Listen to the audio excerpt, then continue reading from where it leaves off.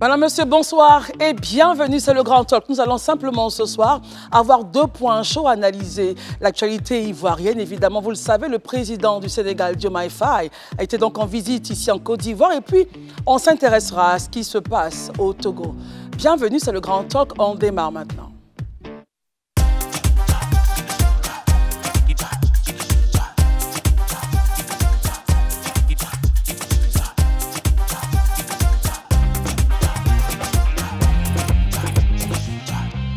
C'est toujours avec un plaisir renouvelé que nous nous retrouvons tous les soirs à partir de 19 h. Merci d'être avec nous. Ce soir, notre plateau est composé d'Herman Aboua. Bonsoir Herman. Bonsoir tout le monde. Avec beaucoup de plaisir, on a le retour de Pascal. Bonsoir Christelle, bonsoir à tous, bonsoir chez vous. Marius Komoy, bonsoir. Bonsoir à la belle Christelle, bonsoir à l'ensemble des téléspectateurs et des téléspectatrices du Grand Talk. Daouda, bonsoir. Bonsoir Christelle, bonsoir à tous et surtout, bonsoir chez vous. J'ai proposé au président Ouattara de convoquer une nouvelle session de la grande commission mixte qui s'est réunie depuis 2014. Elle ne s'est pas réunie depuis 10 ans. Ces propos ne sont pas de moi, ils sont du président Diomaye Faye en visite au chef de l'État ivoirien. Messieurs, au total, comment analysez-vous donc cette visite, Herman Aboua? D'abord, il est important de noter que le président Diomaye Faye, le président sénégalais, nouvellement élu, n'est pas a rompu avec une certaine habitude de chefs d'État africains qui sont surtout en rapport avec les anciennes colonies françaises, quand ils prennent le pouvoir, d'aller faire une visite, leur première visite officielle en France. Ça, il faut noter. Aujourd'hui, l'arrivée de Diomaye Faye en Côte d'Ivoire, c'est sa 4e visite officielle. Il est d'abord allé en Mauritanie, après la Gambie, Guinée-Bissau, Côte d'Ivoire. Moi, j'estime que sans doute c'est une... Déjà, pour vous, ce point est très important. C'est très important. C'est-à-dire que, pour moi, ils restent quand même fidèles à leur démarche. Donc, quand il vient, on peut noter que cela semble dénoter d'une certaine stratégie au niveau de l'exécutif sénégalais. Parce qu'au même moment, le discours du Premier ministre sénégalais, Sonko, en tant que devant face à son parti politique, le PASTEF, pour relancer les activités du PASTEF, il a annoncé une visite dans l'AES pour parler où il a dans lequel il a réaffirmé leur option pour le panafricanisme. Voilà. Donc moi je pense que quand Diomaye Faye vient en Côte d'Ivoire, au-delà des échanges commerciaux qu'il y a avec la Côte d'Ivoire, leur objectif c'est pas que la CEDEAO, les instruments qui sont pour les peuples africains quittent. Enfin, que des pays membres quittent. Mais seulement, il faut qu'on renforce l'affirmation. Il faut que ces instruments soient à la disposition des peuples africains, non pas pour les individus. Donc, ils viennent aussi montrer qu'on peut faire une certaine unité, mais entre nous, et non pas avoir les ordres d'ailleurs. Le président Diomaye Faye, selon vous, Herman, est donc le chef de l'État qui travaille à la coopération traditionnelle avec les États africains, et Sonko reste dans sa posture de panafricanisme. C'est ce que vous dites? Non, c'est même pas. Je veux dire qu'ils sont dans moi, j'estime que c'est une stratégie. Très bien. Ils ne sont pas, même Diomaye Faye en venant en Côte d'Ivoire, il n'est pas contre leurs prévisions, leurs objectifs de campagne. C'est qu'il faudrait renforcer les coopérations sud-sud, mais c'est-à-dire en affirmant le panafricanisme entre nous et non pas en jouant avec d'autres personnes extérieures qui vont venir déranger notre communauté. Pascal, est-ce que vous partagez l'angle de vue d'Herman? Quelle est votre lecture? Je vous remercie. Alors, l'angle de vue très panafricain, mais au sens où il le comprend d'Herman, m'interpelle. Pourquoi? Pour tout dire, un État, ce sont des alliés. Il est naturel qu'on ait des alliés régionaux, qu'on ait des alliés sous-régionaux et qu'on ait des alliés à l'international. Je vais peut-être aller revoir mes notes, mais je pense que la tradition de faire sa première visite en Europe est passée depuis un certain moment. Enfin, j'ai bien dit, je vais revoir mes notes. Mais je n'ai pas vu cette visite de M. le Président Diomaye Faye sur cet angle-là. L'angle sous lequel je le vois, c'est que M. le Président rentre dans la real politique. Il rentre dans ce qu'on appelle... il a certainement pris la mesure des dossiers et des enjeux qu'entraîne sa présence à la tête de l'État sénégalais. Je ne dis pas qu'il ne les avait pas, mais maintenant qu'il est au cœur du dispositif et qu'il en est le leader, il voit bien, il a les chiffres, il a les enjeux, il a les perspectives. Il sait très bien maintenant qu'il devra compter avec un ensemble d'acteurs de la sous-région, dont la Côte d'Ivoire. Et nous avons des liens historiques avec le Sénégal. Je ne vois pas pour quelles raisons les soubresauts internes qui se sont déroulés, et à notre grand regret au Sénégal avant qu'on en arrive là, pourraient modifier, sauf en bien, les relations que nous avons avec eux. Ce que je voudrais noter, moi, de façon particulière, c'est que je n'ai pas vu Ousmane Sonko, sauf s'il est dans la délégation. Vous auriez aimé qu'il soit aux côtés du président Diomaye? Bien au contraire. J'apprécie que pendant la passation, les premières entrevues avec le président Macky Sall, il a été présent. Et j'apprécie également que Diomaye Faye prenne toute l'ampleur et l'amplitude de sa place de président. Et de plus en plus, je pense que ça va être le cas pour justement faire taire les éventuelles allégations de banc présidentiel et non de fauteuil présidentiel. Merci beaucoup Pascal pour cette analyse. Marius Komoué, quel est votre regard? Est-ce que vous suivez donc le point d'Herman sur, on ne dirait pas cette ambivalence au sommet de l'État, mais Diomaye Faye donc dans le rôle de chef de l'État, Pascal parlait de la real politique, et puis Sonko avec ses habits, on peut le dire l'aile dure, puisqu'une visite au pays de l'AES est annoncée, cela pourrait être vu peut-être à tort ou à raison par certains comme étant l'annonce et la continuité de leur discours. Quel est votre regard sur tout ceci, Marius? Non, mais écoutez, au moment de la campagne présidentielle sénégalaise, des propos ont été tenus par les candidats, y compris donc le PASTEF, qui a porté donc M. Diomaye Faye à la tête du pouvoir sénégalais aujourd'hui. Et il ne faut pas perdre de vue que des déclarations ont été faites et ces déclarations tendaient justement pour le Sénégal, une fois advenu au pouvoir, au dire des responsables du PASTEF, de quitter par exemple la zone CEDEAO, le franc CFA. Il fallait donc pour eux revoir donc leur politique monétaire et à ce propos, ils avaient donc suggéré certainement pour le Sénégal d'envisager de quitter la zone CFA. Mais comme l'a dit Pascal, la réelle politique c'est tout autre chose. Advenu au pouvoir, les choses se présentent maintenant de façon claire et distincte à leurs yeux. Et il faut vraiment adopter une attitude aujourd'hui qui tend justement à percevoir la réalité de la zone UEMOA et de la zone CEDEAO, dont la Côte d'Ivoire détient pour l'UEMOA 42% du PIB.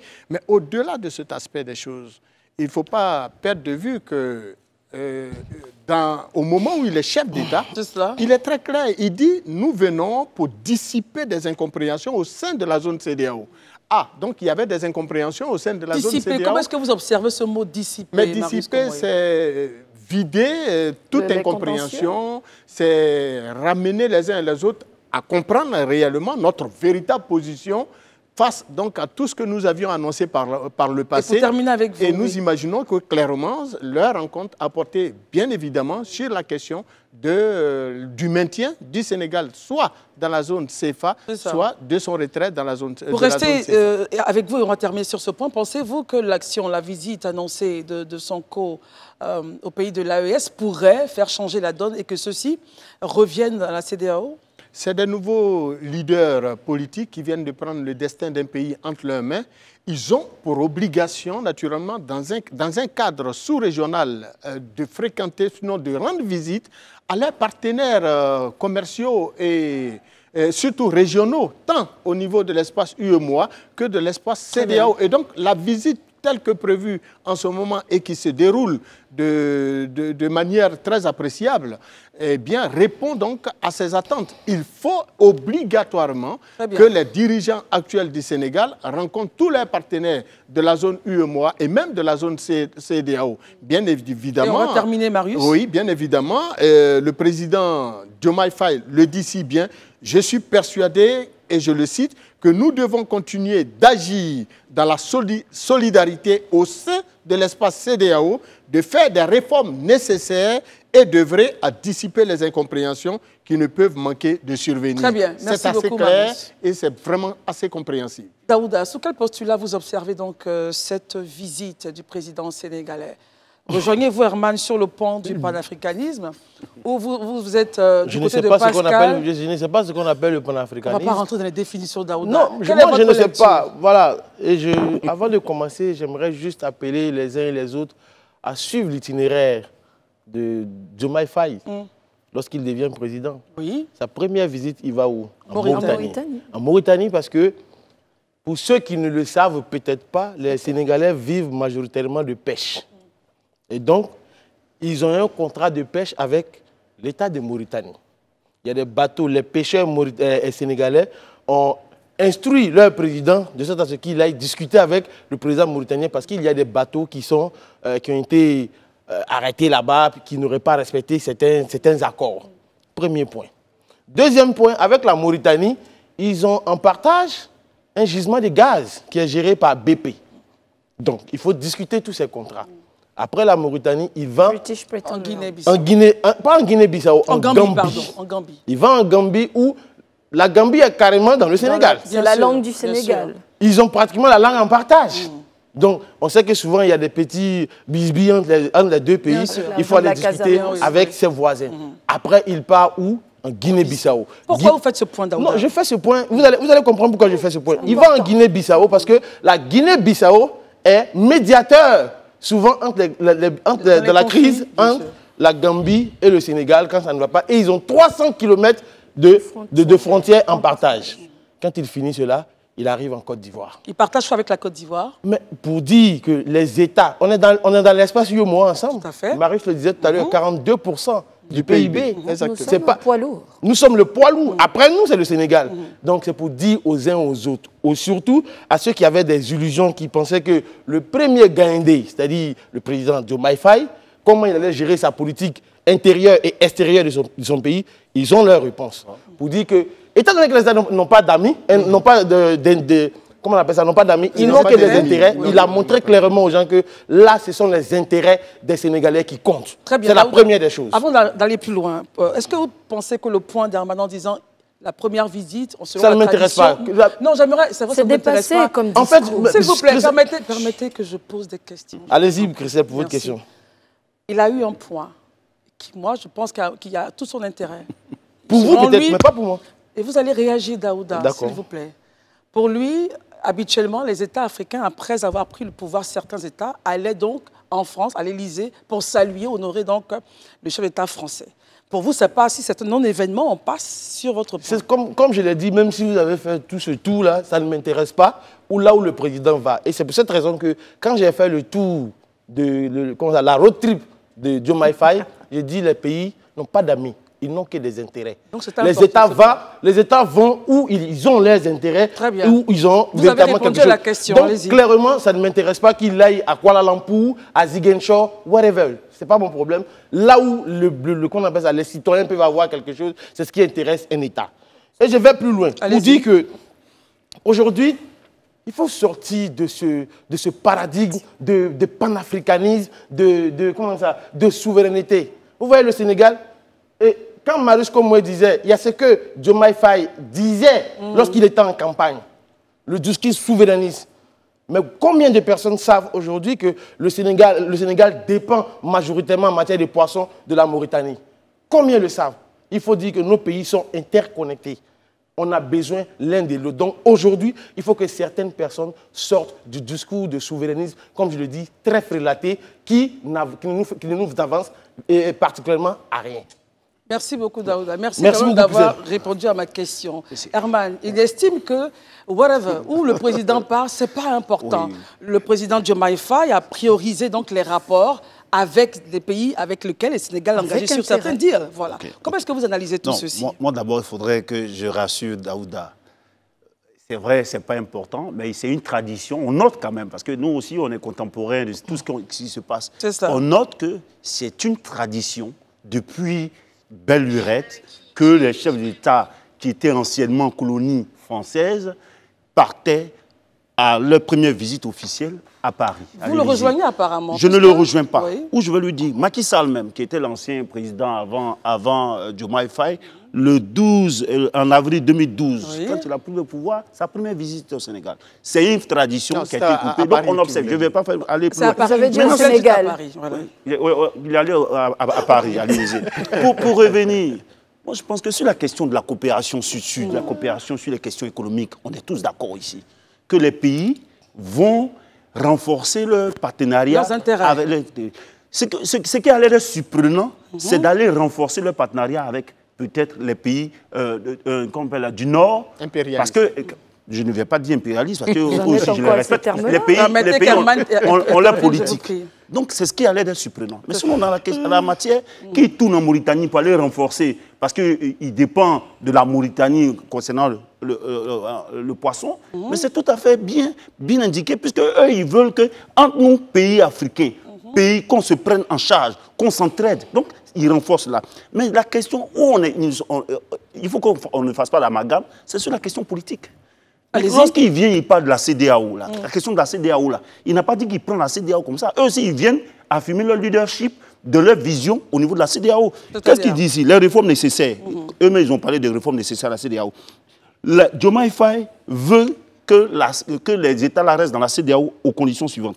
Améliorer son fonctionnement et sa gouvernance. Être plus mieux à l'écoute des peuples et traiter les questions politiques nationales avec plus de justice, d'équité et de fermeté en bannissant tout ce qui est rapport. Pour vous, ces points-là? C'est très important. Ils ne viennent pas dire qu'ils restent dans la CEDEAO. Ils appellent à ce que l'AES, tous, on revienne dans la CEDEAO, mais à des conditions qui sont existentielles. Ils ne voudraient pas démarcher la CEDEAO, qui devient un instrument qui n'est pas forcément au service des peuples, mais au service des individus. Et ça, là-dessus, c'est très une clair. refonte Une refonte de la CEDEAO, mais ça, ils le disent. Et c'est pas, quand ils viennent en Côte d'Ivoire, comme tu dis, ils ont des intérêts. On a un grand portefeuille en termes d'échanges commerciaux. On parle de 800 milliards qui viennent maintenant à 200 milliards de francs CFA. C'est important.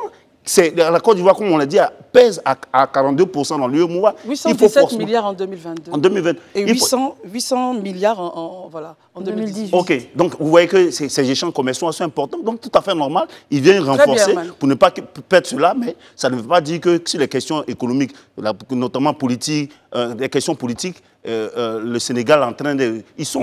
Sonko et son ami sont dans leur lignée. On a bien saisi votre point. J'aimerais que Pascal puisse réagir à tout ce qui est dit. Je sais que vous n'avez pas partagé, vous ne partagez pas du tout certains points de vue dans certains points. Certains points de vue me semblent désuets et, lesquels, par exemple, et plus d'actualité. Des termes comme impérialisme ou bien il faut qu'on soit entre nous d'abord, etc. La coopération Sud-Sud? La coopération Sud-Sud, j'y crois fortement, mais elle n'exclut pas d'autres types de coopération. Ce n'est pas l'une contre l'autre, c'est l'une avec l'autre. Et il faut maintenir les équilibres de ces coopérations-là. Ça veut dire quoi? Ça veut dire que quand vous décidez de donner votre confiance au programme présidentiel d'un individu ou d'un groupe d'individus ou à un parti politique, vous devez faire l'effort de savoir ce qu'il propose en matière aussi de coopération, puisqu'il y a beaucoup de sujets. Daouda le disait, les discours étaient très durs, très tendus, mais l'époque le voulait aussi, parce qu'il y avait un but. Le but, c'était de permettre au Sénégal de vivre des élections autant qu'il était un parti et de faire une transition démocratique. Donc ce but-là peut être demandé à un certain langage. Mais aujourd'hui, et on le dit tous ici, être panafricaniste, on ne va pas revenir à l'époque de Kwame Nkrumah. Ce n'est pas non plus exclure les autres, c'est aller vers l'unité. La CEDEAO a engagé SAMU comme l'Union africaine depuis bon nombre d'années. Donc leur retour, vous savez, on décrit beaucoup nos organisations sous-régionales, mais quand il y a eu un problème, je ne sais plus, dans la région de le Tchad, le Nigeria, etc., et que les frontières ont été fermées, les gens ont bien vu comment on était interdépendants, notamment tout ce qui était nomade et transhumance de bêtes. Donc, c'est des choses importantes. Il faut qu'on maintienne le microcosme régional, mais il faut aussi qu'on s'ouvre au monde entier. Comme dit Daouda, il serait allé en premier voyage à Kuala Lumpur. Quels sont ses intérêts à Kuala Lumpur? À la limite, si les 55 États africains veulent aller à Londres, à Paris ou à Bruxelles en premier voyage, ce qu'on devrait regarder, c'est quels sont les intérêts qui sont en jeu. Quels sont les intérêts qui sont en jeu, je le redis. Et donc, au vu de tout ce qu'on a dit, les intérêts, pour l'instant, ce n'est pas vers la France. Comment est votre point? Aujourd'hui, pour une nouvelle génération de jeunes Africains qui aspirent donc aux destinées de leur pays, comme l'ont été Diomaye Faye et le PASTEF, il n'y a pas aujourd'hui à regarder midi 14. Il faut tout simplement s'intéresser à ce dont nous avons... La coopération Sud-Sud. Oui, bien sûr. Ce dont nous avons comme disponibilité. Et donc, Au niveau, par exemple, de la Côte d'Ivoire, il y a eu quelques bisbilles à un moment donné de l'histoire des relations économiques entre ces deux États, parce que le président Wade, à l'époque, avait interdit justement la pénétration du marché sénégalais par les huiles ivoiriennes, les huiles industrielles produites, des huiles de table, hein, je veux dire, huiles de table produites en Côte d'Ivoire. C'était vraiment inacceptable dans un contexte de mise en œuvre des principes directeurs de la CEDEAO qui interdisait à un État d'empêcher la libre circulation des biens et des personnes. Malheureusement, une décision présidentielle avait donc interdit la pénétration du marché sénégalais par les huiles en provenance de la Côte d'Ivoire, les huiles de table en provenance de la Côte d'Ivoire. C'était un manque à gagner pour nos industriels. Mais aujourd'hui, la situation a totalement changé. Et nous espérons qu'avec les nouvelles autorités sénégalaises, eh bien, les relations économiques entre la Côte d'Ivoire et le Sénégal vont aller bon train. Et même la question de l'éco, hein, qui suscite beaucoup de passion et beaucoup d'intérêt. Il y avait eu un discours justement sur la monnaie lors des élections. Oui, bien sûr, mais parce que la nouvelle génération d'autorités sénégalaises place donc la souveraineté économique de leur État en point de mire. Et naturellement, ils ont bel et bien compris qu'aujourd'hui, l'Afrique ne peut plus se développer sous la coupole Bon, je vous prends le cas du CFA. Et on va terminer, Marie. Oui, je termine là. Le CFA, par exemple, est une monnaie produite en France, mais ça ne se change même pas au Trésor français. C'est inacceptable. Mais non, du tout, ce n'est pas logique. Et pourtant, c'est eux qui battent cette monnaie pour nous, c'est eux qui convertissent cette monnaie pour nous, et pourtant, cette monnaie n'est pas acceptée dans les caisses du Trésor français. Il y a des choses que nous, jeunes intellectuels africains, on ne voit pas ça d'un bon oeil et qui nécessitent peut-être que des économistes de haut niveau puissent s'en intéresser. Voilà. Daouda, est-ce qu'il y a d'autres aspects donc, de la visite du président Diomaye Faye pour vous qui ont signification ou qui augurent de relations assez... Il a parlé du chef de l'État comme un homme de sagesse. Il serait donc à l'écoute du chef de l'État. Comment est-ce que vous appréciez cela? Non, moi, au-delà de tout, il faut revenir sur vos premiers propos. Quand il parle de la session de commission mixte qu'il y a...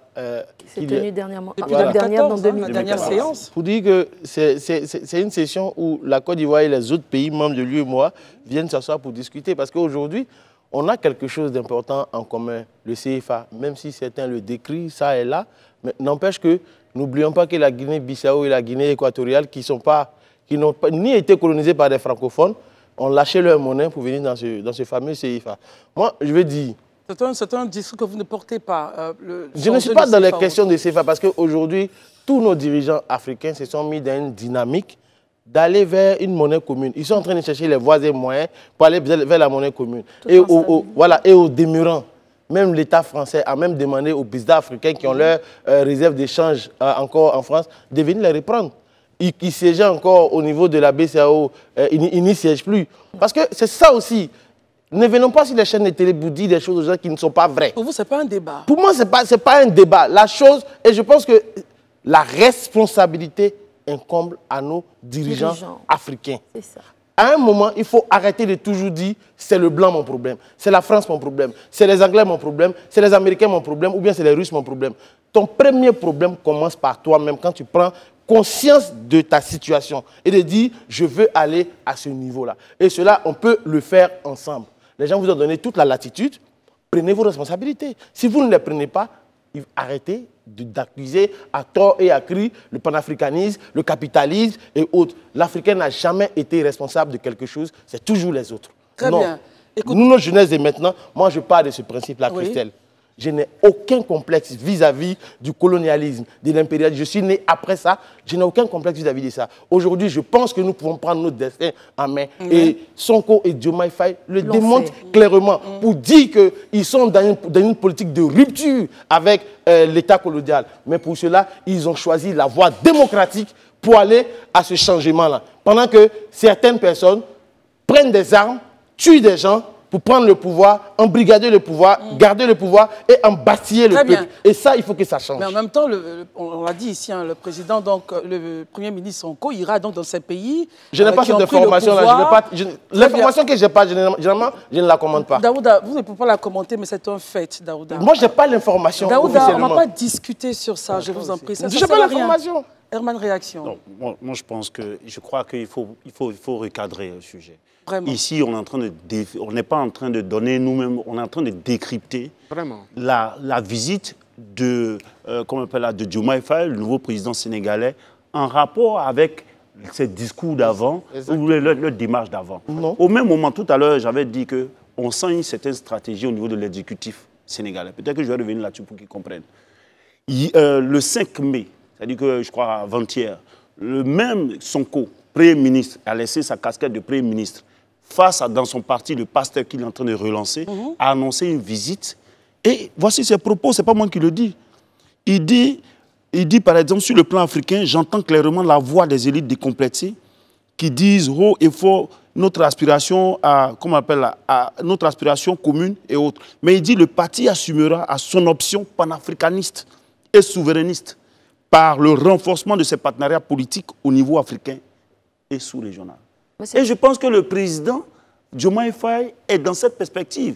Ils ne sont pas, quand on parle de coopération sud-sud, là, c'est parce qu'ils estiment que la coopération sud-sud va mieux apporter à leur État et non pas occulter leur objectif premier qui était de renforcer le panafricanisme et ne pas se laisser... Ils n'auront aucun complexe. Ils n'auront pas aucun complexe là-dessus. Ils le disent. Et c'est quand on le dit, on rappelle cela. Ce n'est pas nous qui sommes des impérialistes ou bien des panafricanistes frélatés. Si tu veux me dire que Sonko est un panafricaniste frélaté, peut-être, mais c'est des aspirations aussi de certaines populations africaines. Et c'est vrai, aujourd'hui, il y a certains qui continuent de jouer le jeu. Qu'on peut dire, comme tu dis, du blanc. Moi, je ne parle pas du blanc. Il y a des en Afrique. Mais pourquoi tu te sens concerné? Est-ce que vous avez la parole? On est en train de parler, on est sur le plateau. Tu dis qu'il y a des personnes qui sont sur des chaînes de télévision et qui ne viennent pas dire la vérité. Non, c'est peut-être pas qu'ils ne disent pas la vérité. La vérité, c'est ce qu'on est en train de décrypter. La démarche de Diomaye Faye et de Sonko. Eux, on comprend que pendant que l'autre, au niveau politique, par exemple, dans sa casquette de chef d'État, joue sur la coopération sud, l'autre est en train de renforcer les options idéologiques dans la sous-région et en Afrique. Juste pour conclure, je pense qu'il y a un petit malentendu. Vous posiez la question sur Diomaye Faye et une éventuelle visite dans les pays de l'AES. Et ce que dit Herman, c'est une visite de Sonko, et pas de Diomaye Faye, annoncé dans les pays de l'AES. Donc je voulais un petit peu recadrer les choses parce que ce n'est pas ce qu'il a dit, Daouda. Il a parlé de Diomaye Faye. Il est là, il pourrait répondre. Parce que j'ai le droit aussi de porter les malentendus. Vous dites que M. Ousmane Sonko... Comment est-ce que vous analysez cela? J'en viens, vous dites que M. Ousmane Sonko a dit qu'il allait dans les pays de l'AES et il n'a pas dit le contraire. Et elle a demandé si M. Diomaye Faye l'avait dit, il n'a pas encore dit. C'est bien. Quel est votre regard justement sur cette visite? La deuxième chose, c'est que si l'aspiration première des peuples, c'est le panafricanisme, on est en droit de s'inquiéter. Pourquoi? J'ose espérer que l'aspiration première des peuples, c'est plus de liberté, plus de pouvoir économique, plus d'accès aux infrastructures de santé, plus d'accès à la liberté d'expression, et qu'ils ne vont pas porter, certes, des combats nobles de nos pères fondateurs qui sont, pour certains, dans leur démembrement d'actualité, mais j'espère que ce n'est pas le panafricanisme la première préoccupation des peuples. J'espère aussi que ça ne l'est pas pour... Très bien, on termine avec vous, Marius. Votre dernier mot, on passe au Togo. Non, mais j'avoue que la question donc, de l'affranchissement des peuples africains de la coupole impérialiste est une réalité qu'on ne peut occulter sous nos yeux. Vraiment, je tombe d'un nu quand j'écoute certains de mes congénères sociaux s'exprimer en donnant l'impression que le monde n'a pas été partagé à la conférence de Yalta.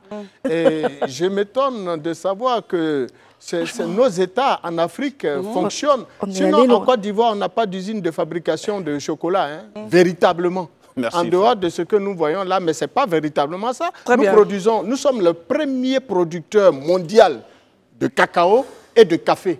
Et on n'est pas capable d'avoir une usine de transformation de nos matières premières. Vous voulez terminer par quoi, Marius? Quel est l'État européen qui exporte en Afrique ses matières premières en produits bruts et transformer en Afrique pour que ça retourne chez eux en produits finis? Très bien. Voilà des questions fondamentales sur lesquelles nous voulons aujourd'hui que les intellectuels africains se penchent et affranchissent le peuple africain de cette réalité. Voilà, c'est tout ce que nous disons. Bien. Mais nous ne disons pas que nous ne sommes pas pour la coopération Nord-Sud. Nous disons tout simplement que cette coopération Nord-Sud doit se faire d'égal à égal. Merci Marius. Et on termine sur le sujet, messieurs, dames. Merci Marius, on termine sur le sujet. On voit bien qu'on ne pourra pas donc s'entendre sur la question. Mais on sera d'accord sur nos désaccords. C'est clair. Mais en fait, donc, la visite du président Diomaye Faye en Côte d'Ivoire augure donc de très bonnes, de la continuité, de belles relations que la Côte d'Ivoire a avec le Sénégal. Messieurs, rapidement, apprécions votre regard sur la situation au Togo. Une nouvelle constitution, le président Faure Gnassingbé donc supprime l'élection présidentielle au suffrage universel direct, une nouvelle constitution, controversée, qui a supprimé les élections selon un communiqué de son bureau publié donc lundi en fin de journée. Selon certains opposants, cette décision lui permettra de prolonger le règne de sa famille qui dure depuis 6 ans. Messieurs, rapidement, vos différents avis sur cette question de Togo. Pascal, quelle est votre lecture ? Alors ma lecture, c'est celle qui est factuelle, c'est-à-dire que j'entends le président Faure du Togo, notre pays ami et frère, dire qu'il veut rendre l'État togolais plus démocratique dans sa gestion et dans la façon d'accéder au pouvoir. Et donc tout le monde est aux aguets, et puis il annonce que le président sera désormais, la présidence en tout cas sera désormais un poste quasi honorifique, et que les parlementaires vont élire un président du Conseil, que ce président du Conseil-là aura un mandat illimité. Enrobé comme ça au départ, quand il dit qu'il va faire plus de démocratie... Monsieur, je vous prie de permettre à ce que Pascal puisse faire son point. Mon point, c'est qu'il faut que les téléspectateurs puissent bien nous entendre et bien l'entendre. C'est très important. C'est ça. Alors, enrobé comme ça, quand il annonce qu'il veut plus de démocratie, on dit bravo. Et puis, quand on regarde le projet, on dit bravo, mais bravo d'avoir su faire passer cette pilule-là sous cette forme-là, parce que ça peut être un petit peu effrayant de penser que si, et je vais dire les choses, s'il arrivait, parce qu'on remet les compteurs à zéro, et au moins il a l'honnêteté de le dire avant qu'on y soit en 2025, date des prochaines élections, il a l'honnêteté de dire qu'on mettra les compteurs à zéro, ce qui n'a pas toujours été le cas dans certaines républiques. Alors, quand les compteurs sont à zéro, il peut devenir le président du Conseil. Quand il est le président du Conseil, il peut être président du Conseil jusqu'à la fin. Ça, on a posé le tableau. A-t-il le droit il faudra maintenant que les enjeux se situent au niveau des élections législatives. C'est ce que je comprends. Très bien. Alors, on a donc 7 minutes sur le sujet, 5 pratiquement. Herman, rapidement, votre point. Moi, je pense que c'est... Moi, je plains un peu le peuple togolais.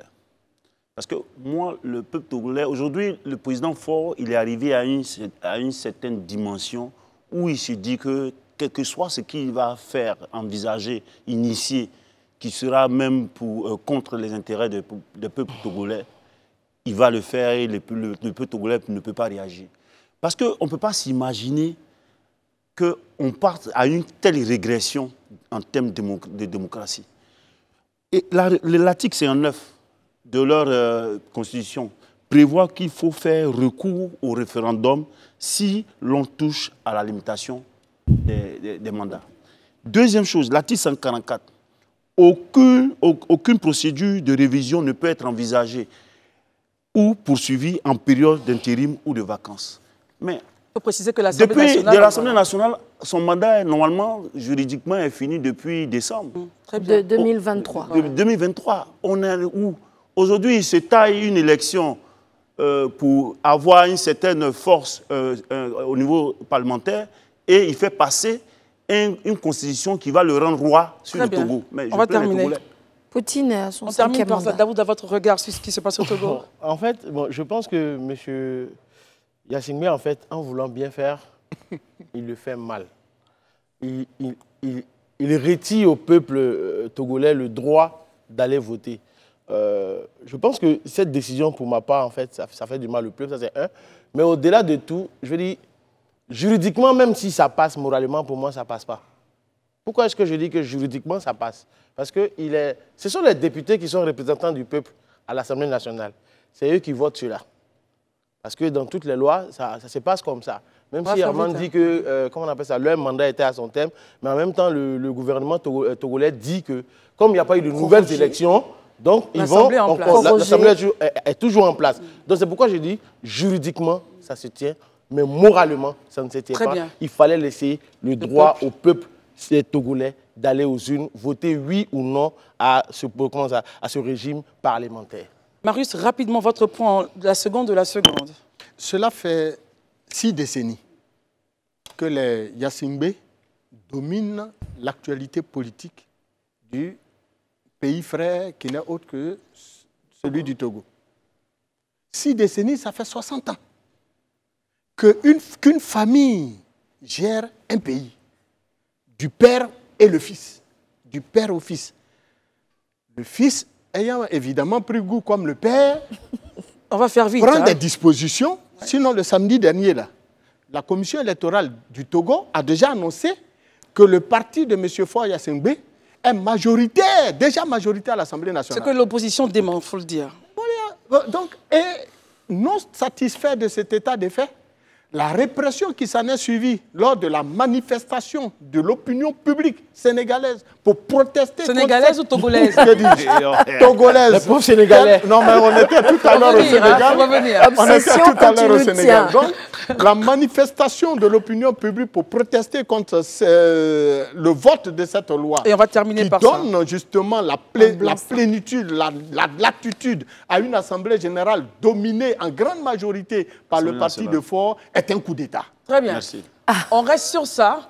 Ce sujet sera évidemment ouvert à nouveau. Nous allons maintenant laisser toute la place à la 6e édition du Marathon des femmes de Côte d'Ivoire. Après la politique, parlons sport.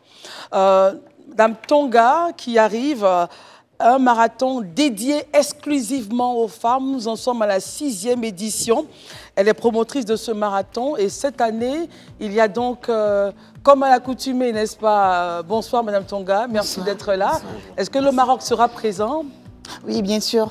Ce sont nos premiers partenaires d'ailleurs. Le Maroc sera présent avec son Excellence Abdelmalek Kitani, qui est l'ambassadeur du Royaume du Maroc en Côte d'Ivoire. L'Égypte représentée? Oui, pays à l'honneur, l'Égypte et le Portugal. Très bien. Alors, pourquoi un marathon dédié exclusivement aux femmes? C'est dans le cadre de la promotion du sport de masse et des genres, parce qu'on veut inviter nos mamans à faire plus souvent le sport. Parce qu'on sait qu'elles sont occupées à leurs activités de ménage et tout ça. Elles n'ont pas le temps, justement. Après les maternités, on a du volume. Bon, on essaie de travailler, ça va aller. Mais c'est juste pour les encourager à pratiquer le sport. Très bien. Pascal? Je suis très contente de votre initiative, bravo. L'engouement semble réel. Vous êtes à la 5e édition. 6e. 6e cette année. 5e. 5e ou 6e? Bon, c'est pas grave. Bon, donc c'était bien la 5e édition. La dernière édition, vous avez enregistré combien de participantes? Et puis, là, qu'est-ce que vous faites avant que le top départ ne soit donné comme action caritative? Donc, il y avait combien de femmes à la 4e édition? Vous comptabilisez. Et puis, qu'est-ce que vous faites comme action caritative autour, s'il y en a? La 4e édition, nous étions à Bobo. Il faut dire que la première édition, on était à Cocody. Après, on l'a fait à Boaké. Et la 4e édition, on était à Bobo. On était à plus de 5000 femmes à Bobo. Et cette année, on attend plus de 10 000 femmes. Parce que cette année, on a des villes qui vont nous rejoindre, telles que Dimbokro, Daloa, Ara, Agnaman. Tout ça, ils vont nous rejoindre. Et on a aussi beaucoup d'invités au niveau de l'international. Évidemment, quand je vois la ministre Arrête Badou, je vois bien que Ara sera représentée. Ah oui, bien sûr. Très bien. Et on aura aussi la participation des femmes de tous les partis politiques de Côte d'Ivoire. Les femmes du PPACI, les femmes du PDCI, les femmes du COGEP, parce que notre marathon, il s'est dit marathon de la cohésion sociale. Très bien. Et qu'est-ce qui se passe autour du marathon? Autour du l'avant ou l'après? Autour du marathon, on a des séances de dépistage. Dépistage du cancer du sein, du col de l'utérus. On a bien avant des formations pour les femmes à l'autonomisation. On a aussi une action caritative. Chaque année, on distribue des fauteuils roulants. Oui, des fauteuils roulants aux femmes en situation de handicap. Marius? Alors, moi, je voulais juste savoir quelle est la politique de suivi de ces femmes lors de la mise en œuvre de ce marathon. C'est-à-dire si on les pèse depuis leur maison jusqu'à ce que... Parce que c'est des épouses des gens. Elles vont arriver, elles finissent, elles retournent. Mais oui, il faut préciser. Hein, On a nos yeux partout. Là. Non, mais Justement, c'est terrible. c'est simple. Tu accompagnes madame pour qu'elle soit plus en sécurité. Mais enfin, vous n'avez pas confiance. Ce n'est pas exclu donc pour les hommes de participer. Oui, non, les hommes participent seulement. Les hommes participent seulement qu'ils ne sont pas. Non, on vous invite mais officiellement. quelle est votre crainte, Marius? Les hommes participent, mais ils ne sont pas classés. Sinon, les hommes participent. Très Ils bien. viennent encadrer les femmes. Moi, je vais revenir à la fiche. Si on pouvait la mettre, je vois qu'il y a, pour un marathon, même si c'est pour les femmes, il y a plein de partenaires, il y a plein même de personnalités qui... Quel est le secret de vous en tant qu'organisateur? Quel est le secret pour rassembler tout ce monde pour un marathon pendant qu'il y a d'autres personnes qui n'ont pas forcément toutes ces mobilisations autour de leur événement? Je pense que c'est le projet qui a plu à toutes ces personnalités. Nous, on les démarche. Et puis après, bon, chacun est libre de s'exprimer, de venir au pas. J'ai vu tout à l'heure la représentante de la CEDEAO, oui, tout là, à fait. oui, en train de danser, tout ça. Et on envoie des correspondances et puis bon, chacun répond. Donc... C'est Mme Kandia Kamara. Oui, c'est non, il n'y a pas de secret. C'est-à-dire, bon, on approche tout le monde. Je l'ai dit tout à l'heure, les femmes du PPACI vont participer. On approche tout le monde et puis après, derrière, c'est chacun qui voit l'utilité de la chose. Parce que je pense que... Qui du PPACI va participer? La présidente. Non, la présidente des femmes. La présidente des femmes. Oui. Oui, elles seront dans une équipe, même elles vont jouer. Elles vont jouer contre les femmes chefs d'entreprise de Côte d'Ivoire. Et elles seront dans la même équipe. Au départ, on voulait faire 2 équipes. Après, on s'est dit non. On va tous les mettre ensemble dans la même équipe. Comme ça, c'est la cohésion. Très bien. Alors, quel est l'élément additif que vous rajoutez à cette organisation? L'innovation, cette année, on a un panel.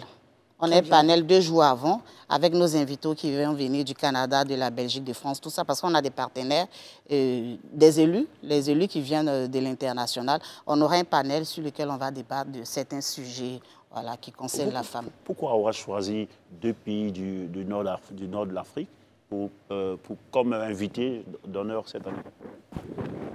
Parce que je ne sais pas. Et c'est la coopération. Et puis, ce sont ces personnes-là qui se sont montrées très ouvertes à nous. Et puis, c'est des pays qu'on veut connaître. On ne connaît pas très bien l'Égypte à part les personnes qui y sont allées. On les confond très généralement aux Marocains. Je l'ai dit même à son Excellence. Pourtant, ils sont là. Ils sont très représentés en Côte d'Ivoire. Et on a envie de les connaître. Il y a beaucoup de femmes égyptiennes qui sont très dynamiques. Et ce jour-là, on aura l'occasion de les connaître aussi. Alors, pareil pour le Portugal, son Excellence, elle joue très bien au football. Elle va jouer aussi au football. Elle va rencontrer l'excellence de la Belgique. Carole, l'excellence Carole, elles vont jouer ensemble. Chacune sera capitaine de son équipe. Alors, pour les femmes, le challenge, c'est de commencer, mais il faut pérenniser. Effectivement. Faire le sport une fois seulement marathon des femmes, ça ne va pas faire réduire le poids ou améliorer quelque chose dans la santé. Comment est-ce que vous comptez créer la pérennité, justement, au niveau de la pratique du sport pour les femmes? Justement, on essaie de créer au niveau de chaque quartier. Voilà, des clubs qui participent chaque dimanche ou samedi matin à des séances de fitness avec les coachs. Au-delà même du marathon, il y a aussi des secrets qu'on a des coachs, comme par exemple raffermir le périnée de la femme. Au lieu d'aller acheter au marché acheter des plantes, il y a un secret. Approche évidemment, il y a des mouvements, exactement. Il y a des mouvements, tout à fait. Voilà. Et moi, non, vous n'allez rien comprendre, c'est pas grave. Même pour raffermir le buste de la femme, tout ça, les coachs ont été secrets. Très bien. Alors, Madame Tonga, ça sera donc le 18 mai. Raison de plus de nous associer à la manif. Bon, alors je reprends la parole. De 18 mai 2024, ce sera donc à la place, Inch'Allah, de Koumassi à partir de 7 h et on sera là pour courir et voilà, renforcer la cohésion nationale avec les femmes de Côte d'Ivoire et surtout des différents partis politiques. Oui, juste une question. Nous viendrons vous soutenir. On a terminé. Une question, le panel se tiendra où? Le panel se tiendra dans la commune de Koumassi. Parce que c'est Koumassi qui nous reçoit. Mais dans quelle salle? Dans la salle de mariage de la mairie de Koumassi. Parce que le nouveau maire, M. Balé Nassi, c'est vraiment très heureux de recevoir cette équipe. Oui, très bien. Alors, merci beaucoup, Mme Tonga, d'être venue. Félicitations avant même que le marathon ne commence. Bravo à vous. À tout de suite. Le Grand Talk continue. Merci d'être avec nous après la session d'infos. Place encore une fois à la conversation, cette fois-ci avec Mme Kouatar Mawas, qui est la présidente de la Jeunesse libérale africaine pour la liberté. Bonsoir, merci d'être avec nous. Avec vous, nous allons essayer donc de décortiquer cette thématique, la démocratie libérale, bâtir des fondations solides. Alors, vous êtes là pour parler donc également d'un atelier organisée par la jeunesse libérale africaine en partenariat avec le RHDP, la Fondation Friedrich Naumann. Alors, dites-nous, quels sont les principaux objectifs de la jeunesse libérale pour la liberté? Bonsoir tout le monde, merci pour l'invitation. Effectivement, on est ici dans le cadre de cet atelier, mais tout d'abord, j'aimerais bien parler de notre organisation pour en savoir plus. Allez-y, je vous prie. La jeunesse libérale africaine pour la liberté a été fondée à Dakar en 2022. Donc, c'est une organisation qui existait sous différents formats. D'ailleurs, l'une des personnes qui ont initié cette organisation est ivoirien, le ministre Sidi Touré, en 1996. Et depuis, donc, on a repris cette initiative pour qu'elle ait un peu plus de portée au niveau continental et international. Donc, notre rôle, on peut un peu le résumer en 3 axes. Majoritairement, on voudrait que les jeunes soient présents en politique. Et donc, on essaye de les former, de les inviter à s'inscrire au sein de partis, d'organisations de société civile pour qu'ils soient acteurs et actrices du changement qu'ils veulent voir dans leur pays. Et aussi, on veut accentuer sur l'importance du plaidoyer. Donc, on a plusieurs thématiques qui sont dans nos pays. On peut être d'accord ou pas d'accord, mais on a besoin de soutien. Et on a besoin justement que notre voix soit portée à l'international. Ça fait de la pression sur l'opinion publique. Enfin, l'opinion publique fait de la pression sur les gouvernements des fois. Donc on travaille sur des résolutions. Et le fait qu'on soit maintenant une organisation légitime et inscrite, on peut être affilié à d'autres organisations internationales d'obédience libérale. Donc on peut vraiment porter cette cause encore plus haut, encore plus grand et qui dépasse les frontières. Et par ailleurs, nous insistons aussi sur la formation. Parce que voilà, l'éducation, on fait ce qu'on appelle non-formal education. Donc c'est vraiment sans barrière. Il n'y a pas ce format de, on va dire, de profane entre guillemets et de celui qui donne la leçon. Mais on est dans des sessions qui sont très interactives où on essaye d'écouter. C'est pour ça qu'on veut à chaque fois que ce soit régional pour qu'on s'écoute l'un à l'autre parce qu'on a des problématiques qui dépassent nos frontières et qui ne sont pas toujours, on va dire, cantonnées au sein de notre pays. Il faut retenir que c'est une initiative, donc la formation de cette jeunesse-là libérale, c'est l'initiative du ministre ivoirien Sidi Touré. Tout à fait, donc j'y reviens, exactement. Herman? Bon, le libéralisme est accusé d'entraîner le creusement des inégalités sociales.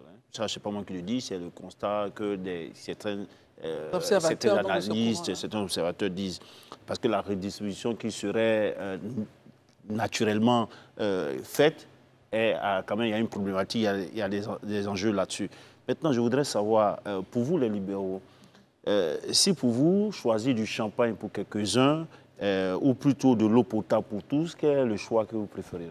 D'accord, donc avant de revenir au choix de la boisson, j'aimerais juste répliquer par rapport à Madame l'animatrice, parce que j'avais répondu par rapport à l'organisation, mais pas par rapport à l'atelier qu'on est en train d'organiser, pour que aussi les Ivoiriens et les Ivoiriennes qui nous écoutent puissent comprendre. Alors, je ne vous cache pas, Abidjan a été nommée capitale du libéralisme en 2024. Ça a été promu voilà, dans tous les écrans. Et on a eu l'honneur que notre atelier soit le premier à être sur cette lancée. Donc effectivement, le ministre Sidi Touré nous a apporté son soutien pour l'organiser. Et aujourd'hui, hier, on a eu la conférence, on va dire l'inauguration de cet événement, voilà, qui va maintenant, ça va être une série. Il y a la Fédération internationale des jeunesses libérales qui a aussi son assemblée générale. Il y aura RUNUPAC aussi, le réseau libéral africain qui va organiser également son événement. Et nous, c'est plutôt régional au niveau de l'Afrique de l'Ouest et de l'Afrique centrale. Donc on a avec nous Togo, Bénin, la Guinée, le Sénégal, pour ne citer que quelques-uns. RDC, exactement, Congo-Brazzaville, Congo-Kinshasa, donc voilà.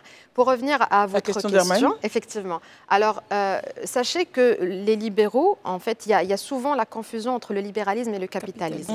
C'est souvent cette confusion-là, nous sommes victimes de cette confusion, et nous sommes les premiers à prôner à lutter contre des formes de capitalisme. Parce que le libéralisme, qu'est-ce que c'est ? On peut le décliner de son nom, donc c'est de la liberté. Ouais. Ce qui nous importe le plus, c'est vraiment de défendre les libertés individuelles. C'est-à-dire qu'avant qu'il y ait le collectif, il y a d'abord l'individu. Et l'individu existe par son corps, par son esprit, par son intelligence. Donc on veut défendre son existence et son indépendance par la liberté d'expression, la liberté de conscience, etc. Et en économie également, donc j'ai commencé par la liberté parce que comme il n'y a pas que la liberté, le libéralisme économique, mais il y a aussi le libéralisme politique. Voilà, vous avez parlé tout à l'heure d'état de droit, démocratie libérale, effectivement, qui s'inscrit dans ce sens-là. Donc concernant le libéralisme économique, qui est donc centré autour des libertés et quand on prend le capitalisme, il encourage les multinationales, il encourage les ressources, il encourage la création de richesses à travers ces multinationales. Et nous, ça nous dérange en tant que libéraux, parce que moi, aujourd'hui, en tant que libéral, je ne crois pas dans les frontières en termes d'économie. Donc, je veux que la libre circulation du commerce, du marché, des humains. Parce que, bien des personnes, on va le dire ainsi. Des personnes, effectivement. Et alors que lorsqu'on parle d'un principe capitaliste, ça va à l'encontre, parce qu'il bloque justement la rentrée de concurrence. Et ça va contre la loi de l'offre et de la demande que nous, en tant que libéraux, nous prenons. Finalement, c'est pas parce que... Non, je ne vous dis pas. C'est pas parce que, généralement, vos leaders portent aussi ce capitalisme-là qu'on confond le libéralisme avec le capitalisme. Aujourd'hui, par exemple, ici, on sait que nous sommes en plein capitalisme, mais le leader du président ivoirien est un libéral. Est-ce que ce n'est pas pour cela, ces alliances-là qui font que, ces partenariats qui font que les gens vous font... Ça va répondre à la question? Oui, alors en fait, je vais répondre en reprenant peut-être Milton Friedman, qui est un économiste libéral américain, et qu'il a été parmi les premiers à justement contrer le capitalisme en disant que ça ne renforce pas l'économie de marché, alors que c'est un fervent libéral. Pour la Côte d'Ivoire, moi je vois en termes d'action, parce que je ne suis pas ivoirienne et donc je ne peux pas parler au nom des Ivoiriens. Ça fait la 6e fois que je viens en Côte d'Ivoire et je peux remarquer à chaque fois vraiment que la portée de l'économie libérale qui a été promue par le président Alassane Ouattara a donné ses fruits aujourd'hui en termes de chantier. Écoutons Marie-Pascale. Ce n'est pas bien grave. Écoutez, je vous souhaite une 6e fois la bienvenue. Donc vous faites d'Abidjan la capitale mondiale des libéraux pendant quelques jours. Vous-même, vous êtes marocaine et vous êtes dans un royaume. Est-ce que vous pouvez me dire qu'on comprenne monarchie. Comment une enfant de la monarchie puisse porter un tel projet? Puisse porter un tel projet, oui, parce que et je vois bien qu'à travers vos argumentaires, on peut pas dire que la monarchie c'est l'absence de liberté, mais dites-moi comment. Alors la composition entre les deux, c'est une monarchie constitutionnelle. C'est vrai. Maroc, voilà, c'est important de le souligner. Effectivement, donc ce changement a eu lieu en 2011 et nous avons la chance d'avoir un roi qui est libéral et qui porte notre vision, parce que c'est un roi qui, depuis maintenant qu'il a été institué en tant que monarque, de cette monarchie constitutionnelle, il y a eu beaucoup de chantiers économiques, beaucoup de libéralisation du marché, beaucoup de privatisation aussi qui en permet à ce qu'on s'épanouisse en tant que peuple. On a plus qu'une trentaine de partis, j'ai arrêté de compter depuis, politiques. On a un gouvernement à sa tête, un chef de gouvernement. Ça serait aujourd'hui comme demander à l'Angleterre ou aux pays scandinaves comment vous pouvez défendre vos libertés, sachant que voilà, vous êtes toujours une monarchie. La monarchie au Maroc, en fait, elle est historique et elle est sur à plein d'égards très, très symbolique. Et paradoxalement, que vous pouvez croire, c'est l'un des piliers défenseurs des libertés et des droits des Marocains. Très bien. Non, mais je ne trouve pas ça paradoxal. Et rapidement, je voulais savoir, est-ce que vous avez trouvé ici un public prêt pour ce libéralisme-là, notamment les jeunes, que je vois nombreux à votre session d'ouverture. Les premiers échanges, vous sentez qu'idéologiquement, c'est quelque chose qui peut être ancré longuement dans nos habitudes politiques? Il est vrai que dans la région, il y a une montée de populisme qui des fois effraie et qui fait que nous avons envie vraiment d'être présent davantage. On en parlait il y a quelques minutes sur ce Il faut le signaler, oui. Dans la région, il y a une montée de populisme qui peut effrayer. Exactement. Et donc, en fait, on a trouvé des jeunes qui sont avides de savoir comment on peut dépasser ça. Surtout que nous, en tant que libéraux, on met en avant la raison, là où les populismes mettent en avant l'émotion et le cœur. Et donc, c'est pour ça, juste rapidement, cette formation, elle travaille sur les techniques de débat, les techniques de storytelling, les techniques de comment on peut délivrer le message. Et comment sortir de l'obscurantisme. Et vraiment, souvent, on dépasse le temps parce qu'ils sont avides d'échange. Très bien. Donc, on a un bon terreau ici. Oui, carrément. Daouda et ensuite Marius. Franchement, Madame Mawas, je vous encourage parce qu'effectivement, même dans ce pays, on a beaucoup de populistes. Tu as voulu dire sur ce plateau. Voilà. Moi-même, je m'attendais à sur ce plateau. Mais ma question est la suivante, et excusez ma candeur. Quelle est la différence en fait entre le libéralisme social et le libéralisme économique? Et comment est-ce que vous allez représenter ça lors de ce congrès-là qui va se tenir à Abidjan? Maintenant, par ailleurs, je ne sais pas si je vais avoir la possibilité une deuxième fois. Allez-y en même temps. Très rapidement. Qui seront les intervenants lors de cette rencontre? D'accord.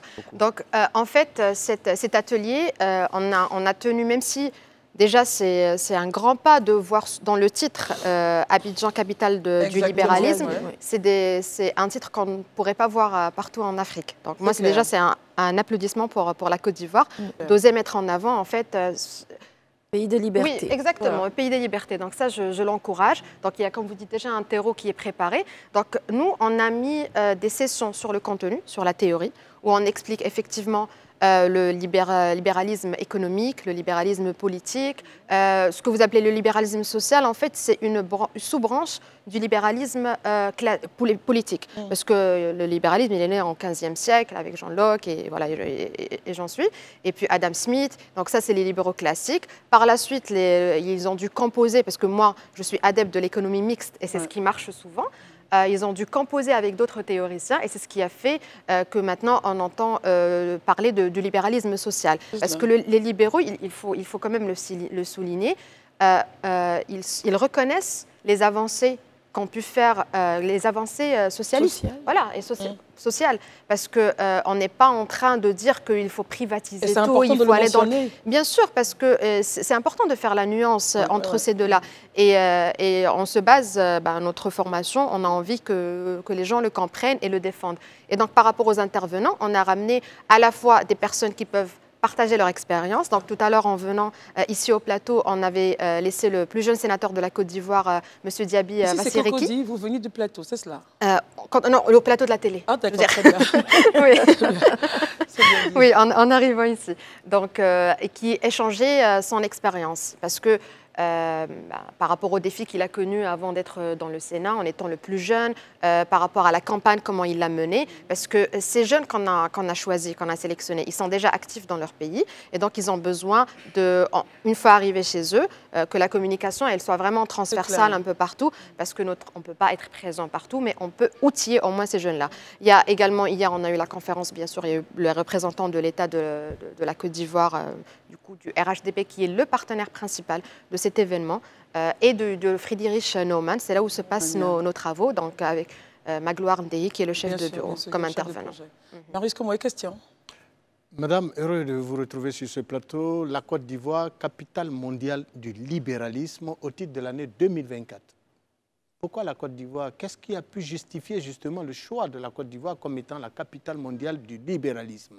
Qu'est-ce que la Côte d'Ivoire a pu faire par rapport à d'autres États qui ont des années-lumière de maîtrise du système libéral, du système de politique libéraliste dans les différents États en Europe et même en Asie et aux États-Unis? Elle avait déjà peut-être répondu à la question, mais peut-être des éléments complémentaires pour Marius? Oui, parce que par rapport à... je sais que l'année dernière, en 2023, c'était l'année de la jeunesse, donc le thème un peu en Côte d'Ivoire. C'est toujours en cours. Ouais. C'est le programme jeunesse. Parce que la jeunesse, c'est quelque chose de transversal et on encourage ces programmes-là. Mais par rapport au libéralisme, justement, comme je disais tout à l'heure, c'est une consécration. C'est une consécration pour la Côte d'Ivoire et c'est une reconnaissance pour ce libéralisme qu'elle a su promouvoir à travers les travaux et l'initiation du président Alassane Ouattara en prenant les rênes. Parce qu'il faut le rappeler, Avant 2011, vous êtes mieux placé pour le savoir, la Côte d'Ivoire passait par une grande crise politique et économique.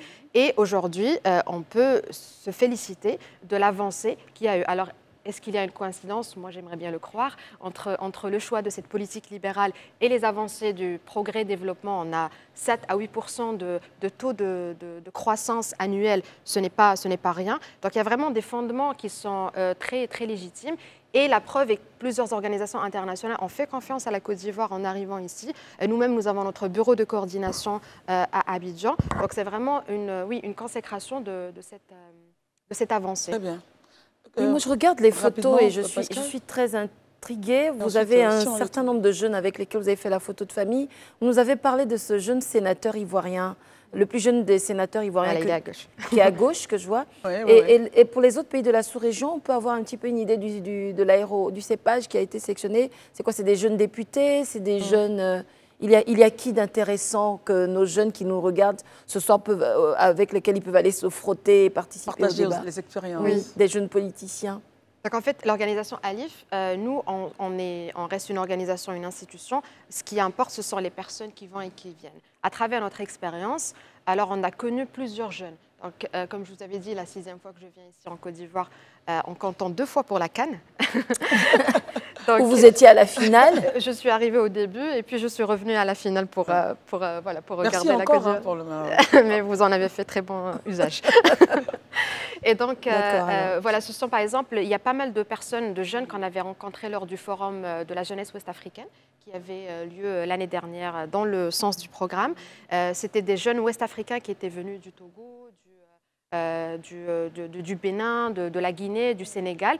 Plusieurs ont été formés avec PIPA. PIPA, c'est aussi un autre programme de formation, effectivement. Et ils sont leaders au sein de leur parti, c'est-à-dire soit ils sont à la tête de la jeunesse, donc, ou alors ils ont leur propre programme, ils ont leur propre entreprise. On a essayé de faire un brassage entre les partis politiques et la société civile. Comme ça, en fait, tout le monde peut participer. Voilà, et vraiment, que des jeunes politiques, c'est des jeunes de la société. Et une vision pour leur pays. C'est ça. Oui, tout à fait, parce que, comme je vous avais dit tout à l'heure, on ne peut pas avoir un programme de masse. De toute façon, ça ne sert à rien quand on veut faire un programme interactif. Il faut vraiment pouvoir discuter. C'est ne pas, voilà, on va rester très linéaire. Donc, notre objectif, c'est qu'une fois rentrés chez eux, ils peuvent, on va dire, prêcher la parole. Bonne nouvelle. Voilà, exactement. Vous parlez de beaucoup de pays. Je n'ai pas entendu le Mali, le Burkina, le Niger. Oui, ben, en fait, comme il y a 16 pays dans la région, il y a l'Afrique centrale et pour des raisons déjà pratiques, parce qu'on voulait vraiment inviter pas mal de personnes pour qu'ils assistent, on n'a pas la possibilité d'inviter tout le monde d'un coup. Mais ce n'est pas notre premier atelier. On a déjà eu un atelier en Afrique de l'Est. On a invité les pays de la région. C'est un début pour quelques pays. Où, voilà, demain, on va inviter d'autres pays qui pourront venir. Vraiment parce que c'est une initiative qu'on espère qui durera. L'organisation qui va commencer son assemblée générale là en jeudi, elle a démarré en 1947 et elle est toujours active. Donc beaucoup de programmes se font. Vous voulez aussi avoir la même étendue de vie que... On aimerait au moins être aussi efficace, oui.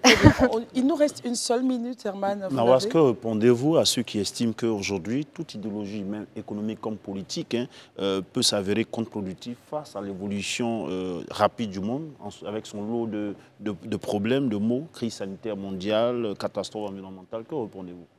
Bah justement, en fait, je parlais tout à l'heure de l'économie mixte, c'est qu'on doit apprendre à s'adapter. Oui. Donc là où les raisons pour lesquelles moi je prône le libéralisme, c'est qu'il a cette capacité de s'adapter par rapport au contexte actuel. On a vu que durant la crise, et là c'était un bon exemple pour voir quand le monde s'est arrêté, l'économie, il y a eu plusieurs faillites d'entreprises, il y a plusieurs choses qui se sont déroulées qui ont prouvé que les frontières doivent rester ouvertes et l'économie doit circuler. Et quand on va dans les pays qui se disent être fermés et vivent en autarcie, ils ont toujours une brèche ouverte vers le pays voisin. On ne peut pas trouver meilleur exemple que la Corée du Nord, qui trouve quand même un tuyau vers la Chine. Donc c'est vraiment important de nous adapter. Et en tant que démocratie libérale, j'ose espérer qu'on arrive à le faire. Mais en tout cas, merci d'être venu. C'est avec beaucoup de plaisir qu'on a pris langue avec vous, Madame Merci Kouatar beaucoup. Mawassi. Vous avez un très beau nom. Vous êtes présidente de la jeunesse libérale africaine pour la liberté et vous êtes tellement passionnée avec une excellente capacité oratoire. Merci d'être venue. Vous n'êtes pas présidente pour rien, ça c'est clair. Merci d'être venue et encore bon séjour en Côte d'Ivoire et bons travaux. Merci. Merci à vous. Merci à vous. Merci Pascal, Herman, Daouda. Merci Christelle. Merci à vous de nous suivre et on se retrouve donc demain, c'est un autre jour.